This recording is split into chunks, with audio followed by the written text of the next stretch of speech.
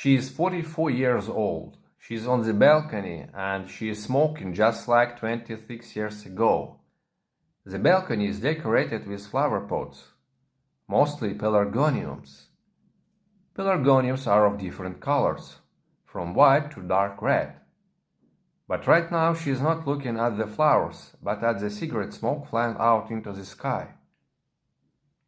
Her name is Louise. She has the character of her father. Her father had never stopped her from doing anything, even when at the age of 18 she went out on the balcony. For the first time with a cigarette, he said nothing. Her father, Monsieur André, worked a lot. He was the head of the housing maintenance company. During the 8 most successful years of his business, he was able to buy 3 apartments in different areas of his hometown. All 3 apartments needed major renovations, and he organized everything. He rented his apartments. One of these 3 apartments he gave to his daughter for her 19th birthday. Louise immediately showed her father her responsibility. She hadn't moved into her new apartment, but she rented it out as well. 7 months later, she bought a car. At that time, Louise's beautiful face and intelligent eyes attracted the attention of neighbors, passers. When she went out on the balcony during the day, some of the inhabitants of the house passing by her balcony whispered, "Oh, look, the boss's daughter." They were employees of the Louise father's company and lived in the same building. She was young and freedom-loving, and her father's colleagues didn't inspire her much. The following year, after buying her first car at the end of May, Louise invited her 2 girlfriends to accompany her to the sea. That summer, Louise was 20 years old and she was aspiring to feel the diversity of life. On the way to the sea, they made stops at their relatives' houses. After 2 weeks of travel, their girlfriends reached a small seaside resort. The streets of the city led to a long beach. In the city, they were visiting some shops and exhibitions and sitting in the shade in parks. The sun shone every day from dawn to night. Very rarely a slight breeze brought small clouds into this quiet city. The 3 girlfriends used to eat lunch at 1 o'clock in the afternoon in a local cafe or restaurant. Then they went to the sea. They were swimming in the sea, playing volleyball and badminton. In the evening, they had fun by going to a local cafe restaurant for parties on the beach. There were contests, discotheques, and theme parties on beach. During a cocktail party on the beach, they met the presenter Gabriel. He was a host of performances and a DJ at the same time. Gabriel then communicated with the girlfriends when they met in town or on the beach during the day. Of the 3 girlfriends, Gabriel paid the most attention to Louise. Outside the beach club, he seemed very calm, a bit shy and sympathetic. Louise decided that anyway she should try to have relationships with someone. Gabriel corresponded well to her complex idea of what was fabulous in this world. He was able to perfect and inspire Louise in her daily life.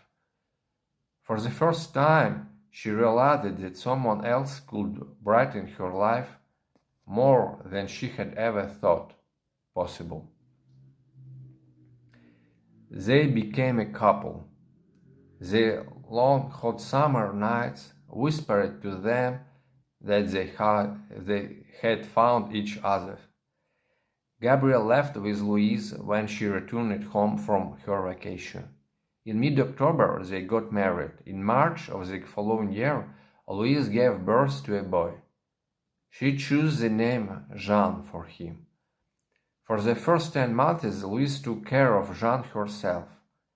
Her husband Gabriel was happy to see how his wife naturally and instantly transformed into a caring mother. He was just helping his wife with everything. At 13 months old, Jean was already able to walk and run on his own. He grew up fast. In kindergarten, Jean was friendly and sociable.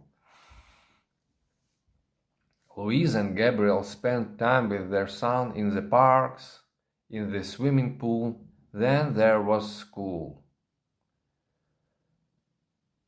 At school, John learned well, but he could distract himself from the lesson if he was not interested. Sometimes he was late for classes after the break. From the age of 12, Louise gave small sums of money to her son. At that time, he began to go to the store himself to buy chips, ice cream, and drinks. Once, at the age of 13, Jean took his mother's pack of cigarettes from home and brought it to school. In the school toilet, he smoked these cigarettes with classmates. Nobody among the adults knew about it. In middle school and high school, when classes didn't interest him, he either did nothing or argued with the teachers. A lesson was not interesting for Jean when there were a lot of complexities. Sometimes he told positive and original story to the teachers. Many teachers used it to take into account the fact that Jean had been able to obtain additional information on the internet. For this reason, the teachers gave him opportunities to share his knowledge. They were kind to all of Jean's eccentricities. In the spring of his first year of high school, Jean organized a picnic for his class. He was not the only organizer. His idea was supported by other friends in his class. Almost the whole grade, and there were 34 students, went to spend time in nature and enjoy a carefree life. For the picnic, they had then chosen a place near their favorite lake. Then in the summer they came to swim in that lake.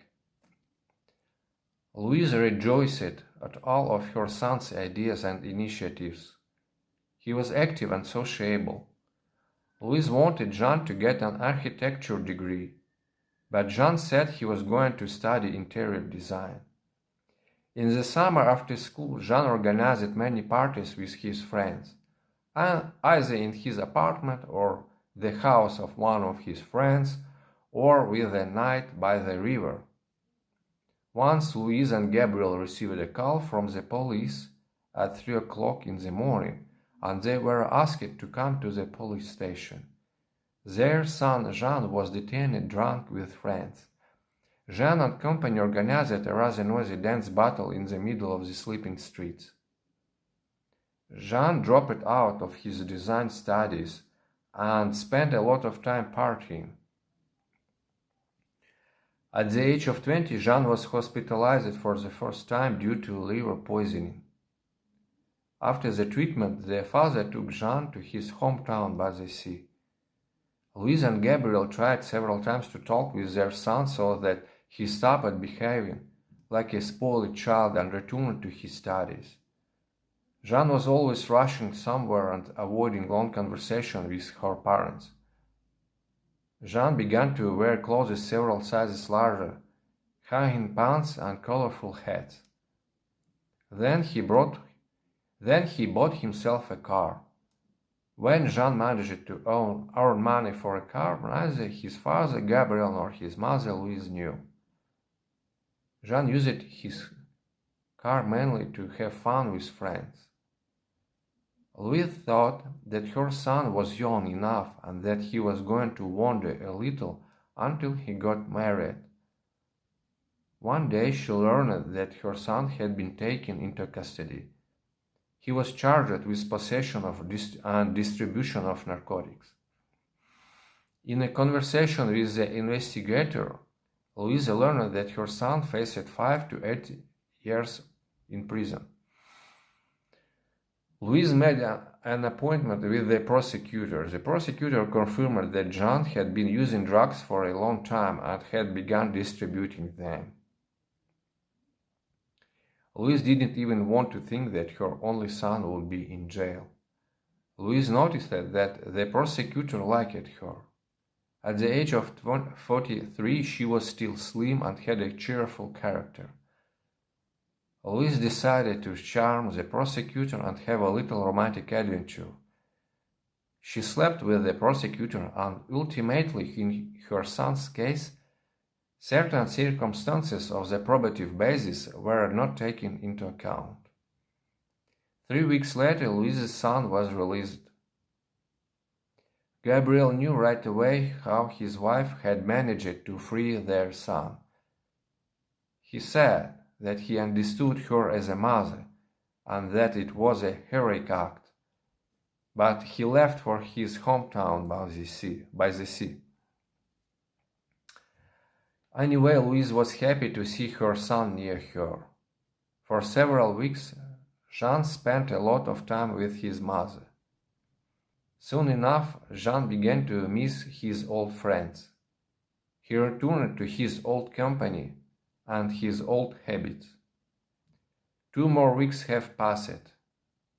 Louise received a call from her son's former classmate. He said Jean died. Jean died of a drug overdose at the age of 23. Louise organized a funeral with an orchestra for her only son. She lived through the loss of her son calmly and without external changes. Gabriel returned and now lives with Louise. Like 26 years ago, Louise switched off her cigarette and calmly leaves the balcony.